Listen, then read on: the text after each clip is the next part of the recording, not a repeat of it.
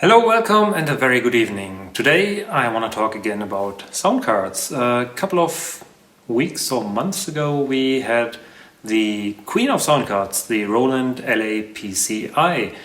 And today we want to talk about a different sound card, which is probably not the king of the sound cards, but maybe it's the crown prince, sort of, kind of.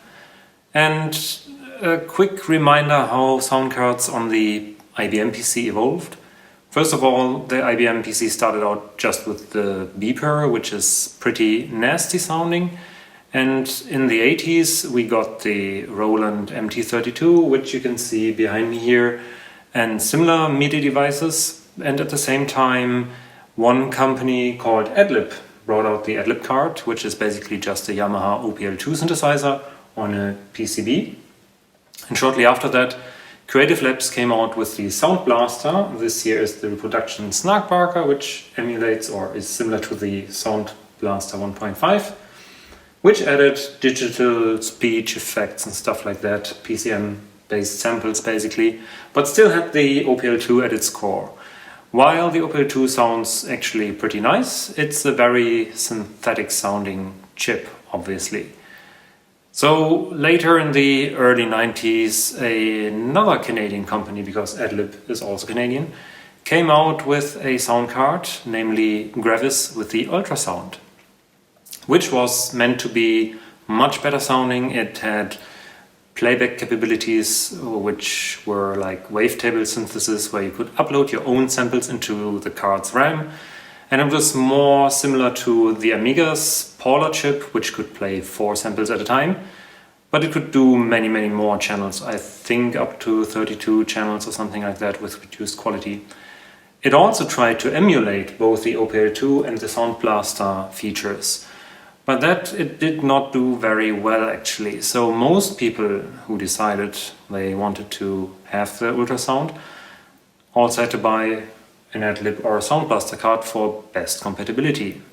Which meant that the Gravis Ultrasound wasn't that great of a deal because it had added complexity and was relatively expensive just to get the wavetable synthesis. Later, Creative came out with the Wave Blaster, which you could plug onto the Sound Blaster 16. But in the time between that, there was a market for add-on wavetable cards. And this is where our card of today comes in. It's the Gravis Ultrasound ACE. ACE stands for Audio Card Enhancer. And it's basically supposed to go alongside an Adlib or a Sound Blaster card, which give you the best compatibility for games. And those games which support the Gravis Ultrasound, or for example for the demo scene, demos which support this, you got this one here, and it doesn't come with all the bad compatible stuff and emulation things. It's basically just one chip, which makes out the whole Gravis Ultrasound experience. It also comes with no input-output like game ports, because your Sound Blaster card would have that. It just has a line in and a line out, and that's it. You would basically feed the output of your Adlib or Sound Blaster card in here, and then it mixes it together with the Gravis sound, and out comes the stuff here, and you plug it into your hi-fi or headphones or whatever. So this was sort of like the cheapest Gravis Ultrasound that you can get. Nowadays it's actually one of the most expensive ones, because you can easily plug it in with a Sound Blaster card, and so a lot of people are seeking this thing, and it was, I think, not that long on the market. So yeah, people pay crazy amount of money for that. What we'll do today is we will have a look around the PCB. We'll plug it into the 486 and run some games and demos to see how it works, how it sounds. Because we already looked at the GUSR, the Gravis Ultrasound homebrew clone, which is not using the GF1 chip, but the AMD Interwave, which is the successor and has some better sound quality, especially when you use multiple channels. But this is more like the very classic, very compatible Gravis Ultrasound experience. So let's plug it in, have a look around and see what it does.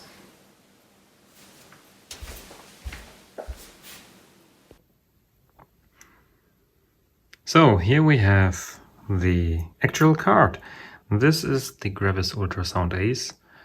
The ACE was thought up as an additional card that you run alongside the Sound Blaster or a compatible card, and it was supposed to give your PC wavetable synthesis, and it was basically as a competition to the Wave Blaster enhancement boards that you would put on your Sound Blaster card with wavetable header.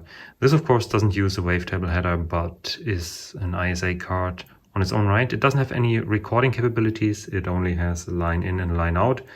So typically you would feed the line out of your Sound Blaster card into the line in. We can have a look here, the line in is the bottom one, and then it will get mixed into the audio output, which is here the line out. There's no volume dial or anything here. The Gravis Ultrasound ACE has a bunch of ICs that are familiar to us from the original Gravis Ultrasound cards, so this is not one of the cards based on the Interwave chip like the Gravis Ultrasound plug and play cards or the modern clones, which I already showed in a previous video, the Goose R, for example, or the Argus. And the centerpiece of the whole thing is the Gravis GF1 chip, which is the predecessor of the AMD Interwave chip on the Gravis Ultrasound plug and play cards. The Gravis GF1 was basically similar to a Commodore Paula chip on steroids. It supported a ton of channels that could be played with up to 44 kilohertz sample rate, but if you went over, I don't know, something like 16 channels at a time, gradually you would lose fidelity and the sample rate would go down because the mixing speed wasn't that fast. So this is the centerpiece. It is connected to the GF1 D1 chip, which I think is the actual bus interface. At least all the lines down here go there. Plus on the backside you can see that these traces here go to the 74LS244 buffer chip or bus driver. And there's also this GAL here, which I think helps in address decoding, probably. So this is probably prone to fail at some point in the future, as the GALs, the programmable GALs, usually do. But hopefully someone already reverse engineered this. I have to look into it, because at some point it might need replacement. Up here is also a 74LS48N, which is connected via this resistor package to the base IO address select. And I think this actually translates from the 6 different inputs here into a binary form, which then gets passed on to the GAL and the driver chip here, I think at least. So this is basically the whole address decoding. Also there's a jumper here to disable or enable the Adlib compatible ports, so probably 388 hex, which I leave disabled because we have a Sound Blaster in here, and the Adlib emulation of the GF1 is terrible to say the least. Furthermore, this card comes with 2 DRAM chips. From factory it would have come with only 1 and with a socket. Each of these chips is 256 K times 16 bits, so these are 16-bit wide memory chips, which gives us 512 kilobytes of RAM each. So the whole card has 1 megabyte, similar to the Gravis Ultrasound Max, from what I can gather.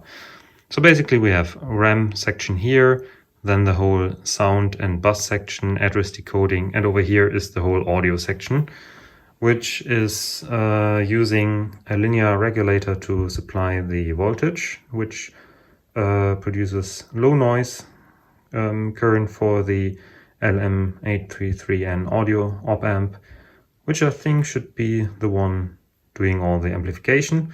There's also one little IC here that I could not figure out what it is. Maybe someone else can. I can read a 6379430.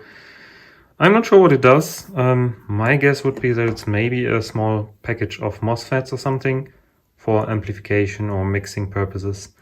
But actually I am not quite sure because I couldn't find any datasheet on that. And that's already the whole card. So it's pretty simple in its design, much less complex than a lot of other cards, and it was meant to be pretty cheap as well. but still it's a full-fledged Gravis Ultrasound. And I think it's great because you can plug it next to the SoundBlaster or any other SoundBlaster compatible card and use it mainly in demos and a couple of games, and still have perfect SoundBlaster compatibility without all the other stuff that the regular Gravis Ultrasound cards come with, taking up a lot of IRQs and IO ports. So this is actually a very neat solution. The seller told me that this is his original card, that he had owned it since, he bought it new, I think.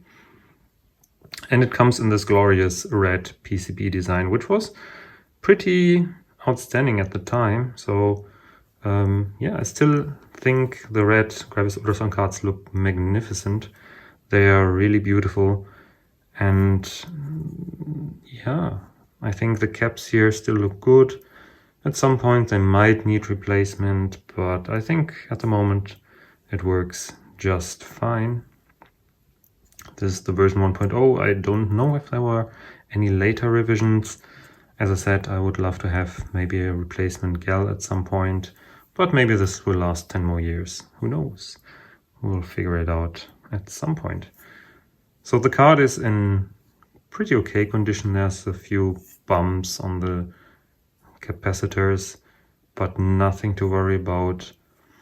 And the next thing will be to plug it into the PC, run the setup program, and run some games and demos, I think. So the card is in the machine. The drivers have been installed. You can get them on the internet still. There's a special setup for the Ultrasound ACE, but I think you can probably even use some generic Gravis installation software. However, I used the ACE installer disks, which, as I said, can still be found on the net. I will link to it in the video description. So let's run the setup program. The setup program looks actually pretty nice. It has a graphical installer, basically. You can do the express or custom setup. We will do the custom one. And it already sees that the IRQ 5 and 1, DMA 1 are taken by the SoundBlaster SoundBlaster compatible card, and it suggests IRQ 11 and 3. And that's basically it. We can test both the IRQ and the DMA, and it should work fine. Furthermore, the setup also will update your Windows configuration, so you can use the ultrasound under Windows, and I have 2 different configurations which we all use, and all will be updated in the autoexec bat. And the setup is already complete, and we are supposed to reboot, and then we can use the card. And first of all, we are going to try out Pinball Fantasy, which supports a lot of different sound cards. And one of them is, of course, the Gravis Ultrasound. The game uses ProTracker module files, which stem from the Amiga, and that works reasonably well with the Gravis Ultrasound, obviously.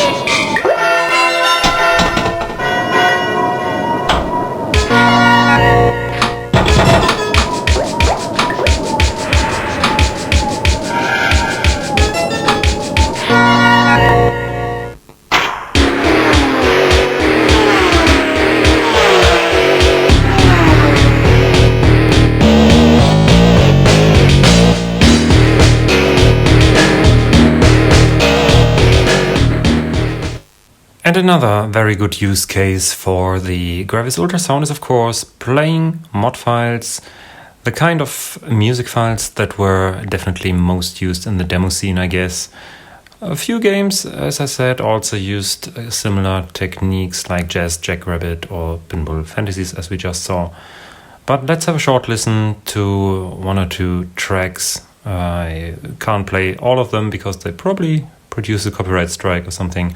But here, for example, is DJ Hoffman's Pattern Skank.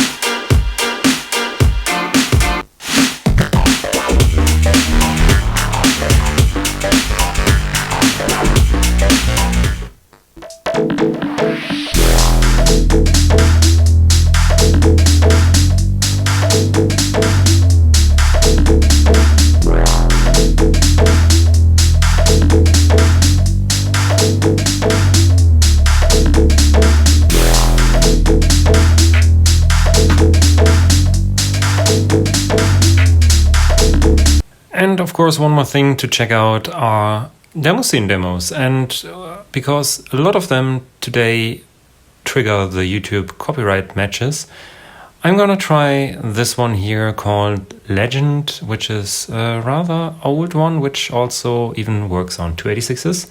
Because the usual suspects like Second Realities, Future Cruise Second Reality, well, they do definitely hit copyright strikes, so let's try this one and yeah, check out how well it works with the Gravis Ultrasound ACE.